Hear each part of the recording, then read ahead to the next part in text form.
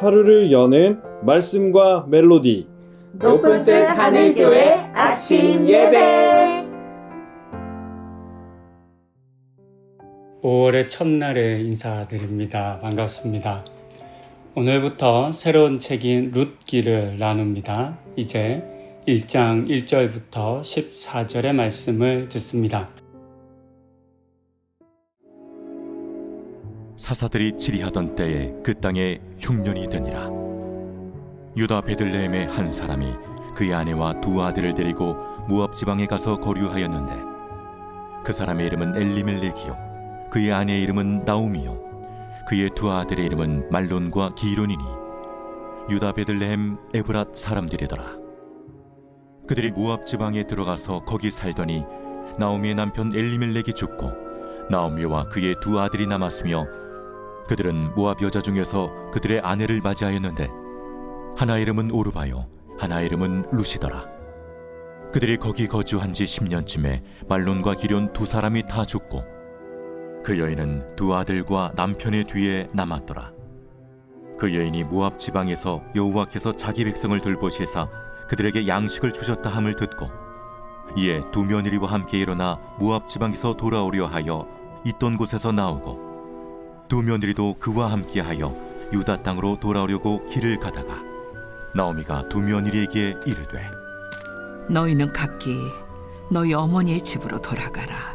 너희가 죽은 자들과 나를 선대한 것 같이 여호와께서 너희를 선대하시기를 원하며 여호와께서 너희에게 허락하사 각기 남편의 집에서 위로를 받게 하시기를 원하노라.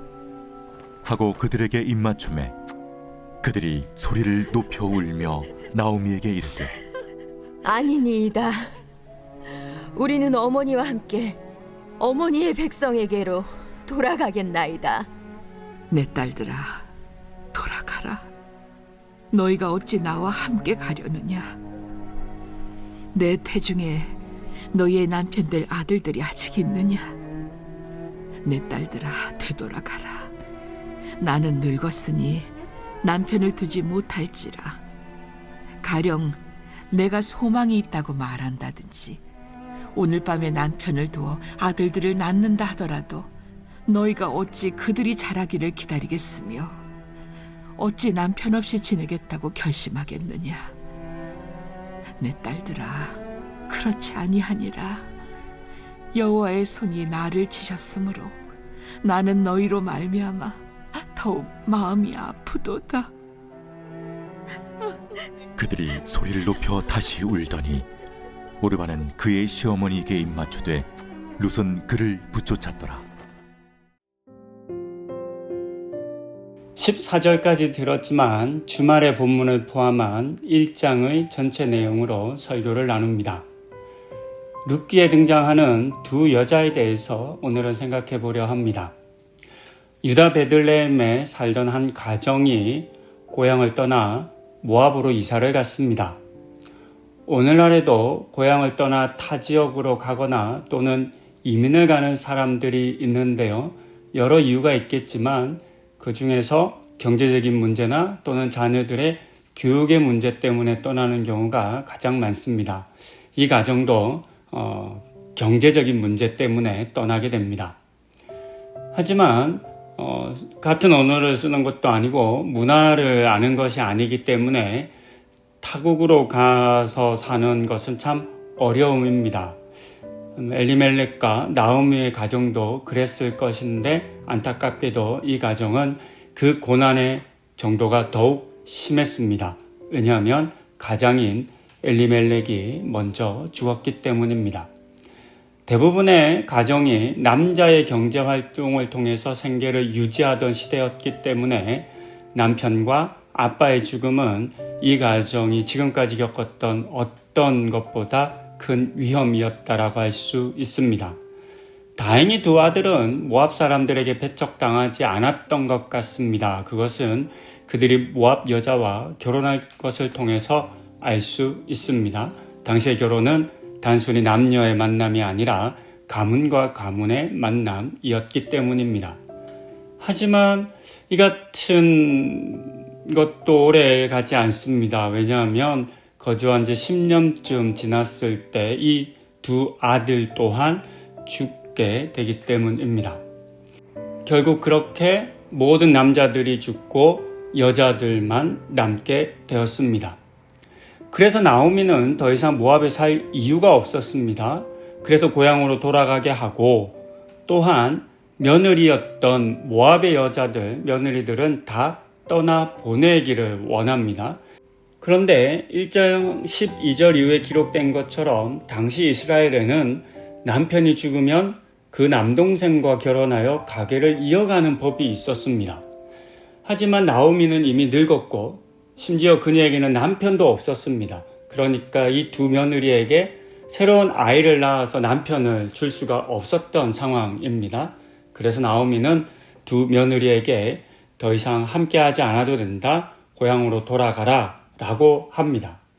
이때 첫 번째 며느리 오르바는 고향으로 떠나갔지만 둘째 며느리였던 룻은 떠나가지 않고 함께 모압 땅을 떠나 베들레헴으로 돌아옵니다. 그렇게 베들레헴으로 도착한 나오미 일행을 만난 사람들이 큰 소리로 너 나오미가 아니냐 라고 말하며 그의 이름을 기억하여 불렀습니다. 그런데 이때 이 말을 듣는 나오미는 이제 더 이상 나를 기쁨 나오미라고 부르지 말고 마라 라고 부르라 라고 합니다. 나오미는 희락, 기쁨이라는 뜻이고 마라는 고통, 괴로움이라는 뜻입니다. 그러니까 그녀는 자신이 더 이상 기쁨이라고 불릴 수 없다. 오히려 나는 고통이다 라고 자신을 불러야 한다 라고 말하고 있는 겁니다. 이때 우리가 주목해 볼 것은 이 룻이라고 하는 모압의 여자 며느리가 이 마라와 함께 했다라고 하는 것입니다. 사람은 상황과 여건이 좋을 때는 함께 할 수 있습니다. 하는 일들이 잘 되고 돈도 많이 벌고 여유가 생길 때에는 주변에 많은 사람들이 함께 합니다. 하지만 삶이 나오미 기쁨이 아니라 마라가 되면 사람들은 함께 있으려 하지 않습니다. 등을 돌립니다. 그런데 그렇지 않았던 한 사람인 룻에 대해서 이 룻기가 기록하여 들려줍니다. 우리는 그녀에 대해서 아는 것이 하나도 없습니다. 또 그녀가 하나님을 잘 믿었다라고 볼 수만도 없습니다. 왜냐하면 그녀는 모압 여인이었기 때문입니다. 하나님을 잘 알지 못했고 어쩌면 하나님을 거부했을 수도 있습니다. 시아버지 엘리멜렉과 나오미가 하나님을 잘 믿었기 때문에 모압에 온 것도 아니었겠습니다. 그러니까 룻의 신앙이 좋았기 때문에 어머니를 떠나지 않았다라고 생각할 수는 없습니다. 그녀는 이처럼 하나님에 대해서 잘 알지 못하고 믿음이 크지 않았을 수는 있겠지만 적어도 한 가지 사실에서만큼은 명확한 생각을 가지고 있었습니다. 그것은 고난당하는 이와는 함께 있어야 한다라고 하는 마음이었습니다. 사실 이 마음이 우리를 구원하신 예수 그리스도의 마음이고 사랑이겠습니다. 이 같은 마음과 사랑을 룻이 가졌습니다. 그래서 그녀는 하나님의 은혜를 입게 됩니다. 힘들고 외롭고 지치고 절망스러울 때에 오히려 사람이 필요합니다. 사람의 위로와 격려가 삶의 문제를 이겨낼 수 있는 힘을 주는 것은 아닐 수 있습니다. 사람이 누군가 위로한다고 내가 힘이 생기고 문제를 바로 해결하는 것은 아닐 수 있습니다. 하지만 그렇다 하더라도 사람들은 뻔한 위로의 말로도 위로를 받습니다. 그것으로도 용기를 얻고 힘을 내기도 합니다. 아무런 도움이 안 되는 사람이 곁에 있어 주어도 그것만으로도 안정을 누릴 수 있고 마음을 다잡을 수가 있습니다. 이것이 본문의 룻이 마라라고 하는 시어머니와 함께 했던 것을 통해서 준 유익이라 할 수 있습니다. 저는 이 같은 사실을 우리가 기억하면 좋겠습니다. 무엇인가 얻을 것이 있고 좋을 때만 함께 하는 것이 아니라 힘들고 어려울 때, 절망될 때, 내가 무엇인가를 얻을 기대가 되지 않을 때조차도 그렇게 힘들고 지치고 낙심하고 절망하는 사람들 곁에서 그들과 함께 있어주는 것, 그것이 우리 주님께서 우리 가운데 베푸신 은혜이고 오늘의 본문에서 룻이 시어머니 나오미에게 했던 행위인 것을 기억하고 그 같은 삶을 살아가는 우리들 다 되기를 소망합니다. 기도하시겠습니다. 하나님, 룻은 나오미가 잘 되었을 때, 부자일 때, 모든 것이 완벽했을 때 그를 따르지 않았습니다. 오히려 고통과 괴로움의 이름인 마라라고 나를 불러야 한다라고 할 정도로 절망하고 고통할 때 그녀를 따랐습니다. 이것이 우리 예수님의 마음인 것을 우리가 깨닫게 하여 주시고, 낙심하고 절망하고 힘들고 지친 이들을 우리가 품고 그들과 함께하는 삶을 살아가게 하여 주시옵소서. 그래서 그들이 다시금 일어나는 예수 그리스도의 은혜를 누리게 하여 주시옵소서. 이 모든 말씀 우리 주 예수 그리스도의 이름으로 기도드립니다. 아멘.